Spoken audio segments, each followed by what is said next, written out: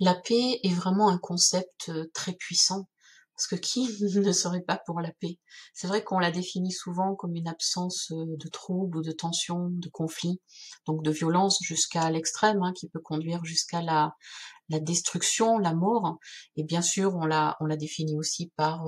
en principe, en tout cas, on la met souvent en opposition par rapport à la guerre.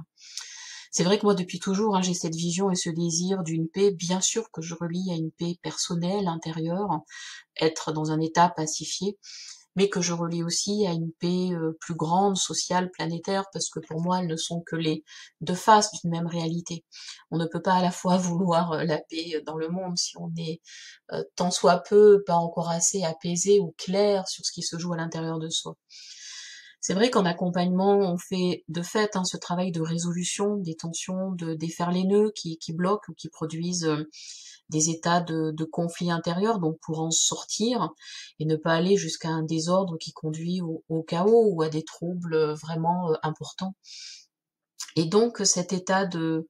d'être dans le travail d'accompagnement, il permet d'arriver à la fois à un état de paix, donc qui est stable, mais c'est aussi toujours un processus, c'est en mouvement, parce que la paix, c'est quand même un mouvement dans la vie qui permet de soutenir les forces de vie. Donc, il est important de savoir que à cet endroit-là, de fait,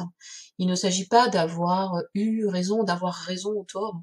Il ne s'agit pas de défendre absolument un point de vue et de ne pas vouloir en découdre. Il ne s'agit pas de rajouter de la tension au conflit intérieur ou extérieur, et donc d'être dans le rapport de force, que ce soit contre soi ou contre autrui. Mais il s'agit plutôt de s'accorder à l'intérieur de soi et avec soi, et évidemment l'autre aussi, d'être avec ce qui est, et de laisser évidemment aussi à l'autre sa propre liberté, et d'être dans cette possibilité de pouvoir se rencontrer dans cette différence-là. Et c'est vrai que malheureusement, dans la question de la paix et donc de la relation, en tout cas, ou de relations apaisées, on a vite fait de prendre parti, de donner raison, de vouloir avoir raison, d'être pour, d'être contre, de se rallier du côté des voix qui sont peut-être les plus nombreuses,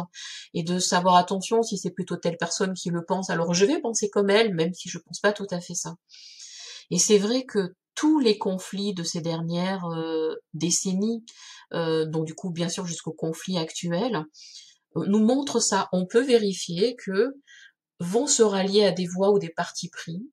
des façons de penser qui, soit parce qu'elles sont dominantes, soit parce que elles sont convenues, soit parce que c'est préférable, soit parce qu'on a peur d'énoncer une différence, vont orienter les choses dans une direction. En tout cas au niveau du discours plus collectif. Mais on se rend compte quand même que quand on est dans ce registre du rapport de force et qu'on va jusqu'à cet état de vouloir prouver, justifier, on est dans une dualité, c'est-à-dire que si on est de ce côté-là des choses, avoir raison, ne pas en démordre, ne pas en découdre, vouloir défendre une vérité absolue, en fait, on n'est pas en train de vouloir la paix, on est en train de vouloir avoir raison. Et ce parti pris, je dirais, même s'il est à la fois possible et fondé sur des faits, bien évidemment, c'est quand même le parti pris de j'ai raison et l'autre a tort. C'est quand même le parti pris de ce que je cherche là à travers ce que le conflit en cours ou passé me montre, c'est que je vais être de ce côté de, j'allais dire, c'est même pas de la raison, c'est avoir raison, ce qui est deux choses, ce sont deux choses différentes. Et donc, si tu es de ce côté-là, tu n'es pas du côté de la paix. Donc c'est-à-dire que là aussi, si on se fonde là-dessus et sur le fait que des prises de position peuvent être fondées sur des faits, il y a de fait des questions de fond, des questions de principe, des questions de fonctionnement, mais aussi des questions d'urgence. Si par exemple, on est par exemple un couple, on va dire avec des enfants, qui est vraiment en conflit, le conflit prend des proportions qui vont jusqu'à la violence physique, et où voilà, la personne qui engendre la violence physique ne peut pas s'arrêter, et que l'autre personne est en danger, menacée, en insécurité, etc. On est, je pense, d'accord sur l'idée que on peut convenir de qui a raison, de qui a commencé, etc., mais que à un moment donné, que ce soit pour l'un ou l'autre adulte, et bien sûr pour les deux, il est essentiel que ça s'arrête. Il est essentiel parce qu'il y a un caractère d'urgence à faire cesser la violence sous cette forme-là, mais évidemment c'est valable pour toutes les violences. Il est important que ça s'arrête et que ça cesse. Donc ça veut dire qu'il faut un tiers, si ces deux-là ne peuvent pas s'arrêter, ou en tout cas la demande d'un tiers pour que l'une ou l'autre personne trouve la ressource pour changer la façon dont les choses se passent dans cette relation, pour que ça s'arrête bien sûr. Donc on est d'abord pour la paix, on est d'abord pour la protection. Et si en plus il y a de fait des enfants, mais alors là il y a une urgence encore plus absolue, au sens où en tant que parent il y a ce devoir mais essentiel de protection des enfants et de mise à l'abri, de mise à l'écart de comportements qui peuvent être évidemment pas seulement traumatisants, mais en tout cas inquiétants et voire même dangereux. Donc ça veut dire qu'à un moment donné il y a ce caractère d'urgence et de considérer que l'urgence, elle prend le pas à un moment donné sur le fait d'avoir raison ou tort, etc. Donc c'est vrai que ça me semble important de relater ça parce que ça peut vouloir dire au moins deux choses, c'est qu'à un moment donné, euh, il est sans doute important d'oser sa vérité. C'est-à-dire que même si tu es le seul à la vivre, à la porter, que ce soit une parole, un point de vue, etc., et que même si ça te relie à des groupes ou même à des personnalités, voire même des personnalités politiques que tu n'aimes pas, est-ce que vraiment, au prétexte par exemple que tu n'aimes pas telle ou telle personne, est-ce que vraiment c'est pertinent d'être contre elle, alors que tu penses la même chose, sous le prétexte ou la facilité de simplement t'opposer pour ne pas être d'accord, parce que tu n'aimes pas cette personne? Est-ce qu'il ne serait peut-être pas plus simple juste de considérer les choses, les faits, les pensées, comme étant des façons de voir les choses, et juste d'accepter que quelquefois on peut naviguer avec des groupes de pensée, avec tel groupe de penseurs, ou tel groupe politique, ou tel voilà, enfin tel système de pensée, et que en fait ce n'est pas grave, mais dès lors que c'est ta vérité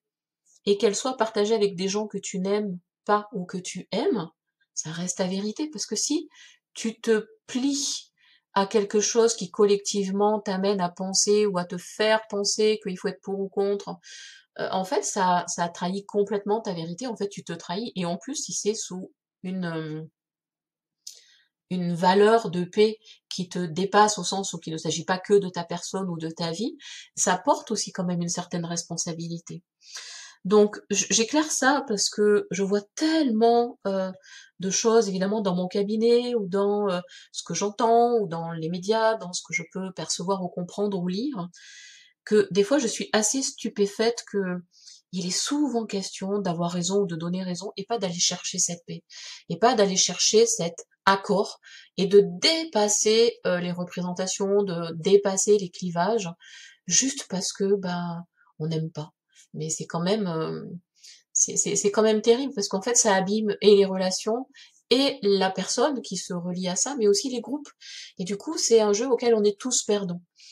Et voilà, je voulais vraiment éclairer ça pour montrer que si effectivement on éclaire simplement des choses, alors on ouvre un champ immense hein, à des rencontres, à des échanges, à des débats qui pourraient eux-mêmes ouvrir à d'autres espaces de rencontre, de réconciliation, et non d'opposition et de discorde, qui sont alimentés, je dirais, de fait par des faux clivages. Et peut-être que ça serait une façon oui, de servir la paix, et la vraie paix, pas celle qui est dans le prêt à penser, ou dans peut-être même la peur hein, de se rallier à des réseaux, ou à des personnes, ou à des groupes avec lesquels, a priori, oui, on n'a pas d'affinité, sauf que peut-être des fois, il y a des choses sur lesquelles on peut être d'accord. Et est-ce que finalement, ce n'est pas ça le plus important? être d'accord. Ça veut pas dire, parce que ça donne de la valeur à ce que tu penses si quelqu'un se rallie à ta pensée, mais ça veut dire qu'on peut être d'accord au-delà de tout clivage, parce que si on sort des clivages, on arrive à un endroit qui est supérieur à la séparation, et donc c'est l'état d'unité. C'est l'état de rencontre, et c'est l'état de fusion qui fait que, ensemble, les différentes parties d'un tout peuvent fonctionner ensemble en cohérence et en complémentarité.